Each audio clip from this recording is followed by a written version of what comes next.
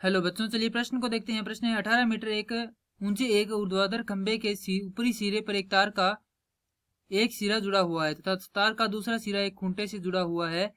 खंबे के आधार से खूंटे की कितनी दूरी पर गाड़ा जाए कि तार की तना रहे, जबकि तार की लंबाई कितनी है? 24 मीटर है।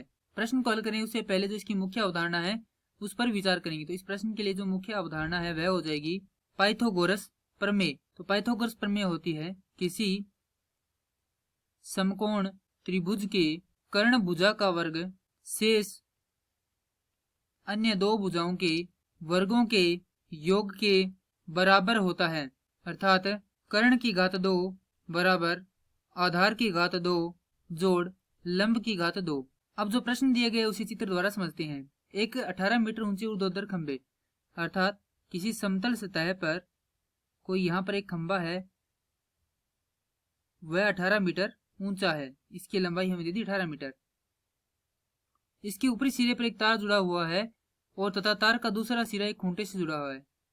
खंबे के आधार से खूंटे को कितनी दूरी पर गाड़ा जाए कि तार तना रहे? तो मान लेते हैं कि तार तना रहने के लिए यह इतनी दूरी पर खूंटे को गाड़ा जाता है। तो तार की लंबाई दी गई है 24 मीटर। हमें ज्ञात करना है कि यह दूरी कितनी है। तो इसे नाम दे देते हैं ए, बी और सी। चूंकि यह ऊर्ध्वाधर है और समतल सतह पर है तो यह क्या हो जाएगा, यहाँ पर कोण बनेगा 90 डिग्री का। अर्थात यह क्या हमारे पास क्या प्राप्त होता है? समकोण त्रिभुज प्राप्त होता है। अतः त्रिभुज ए बी सी में पाइथागोरस प्रमेय से, और हम जानते हैं कि समकोण के जो सम्मुख भुजा होती है वह होती है कर्ण। तो कर्ण का जो वर्ग करते हैं तो हमें प्राप्त होता है ए बी की घात 2, क्योंकि कर्ण यहाँ पर है ए बी, बराबर आधार यहाँ पर है बी सी की घात 2, जो हमें क्या करना है यहाँ पर ज्ञात करना है, जोड़ लंब की घात 2। लंब दिया गया है ए सी, जो मान दिए गए वह लिख देते हैं। ए बी का मान दिया गया है 24 और ए सी का मान दिया गया है 18। मान रखेंगे तो यहाँ पर होगा 24 की घात 2 बराबर बी सी की घात 2 जोड़ 18 की घात 2। अब 24 का वर्ग करते हैं तो इसका अर्थ होता है 24 गुणा 24 बराबर बी सी की घात 2 जोड़ 18 गुणे 18। हल करेंगे तो यह होगा 576 बराबर बी सी की घात 2 जोड़ 324।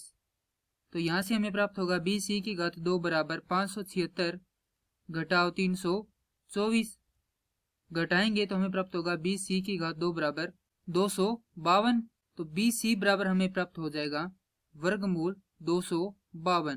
तो बी सी का मान हमें प्राप्त होता है धनात्मक और ऋणात्मक 6 वर्गमूल 7 मीटर। चूंकि हम जानते हैं कि लंबाई ऋणात्मक नहीं होती, अतः हमारे पास जो बी सी है उसका मान आ जाएगा 6 वर्गमूल 7 मीटर। मैं आशा करता हूं कि यह प्रश्न आपको समझ में आया होगा। धन्यवाद।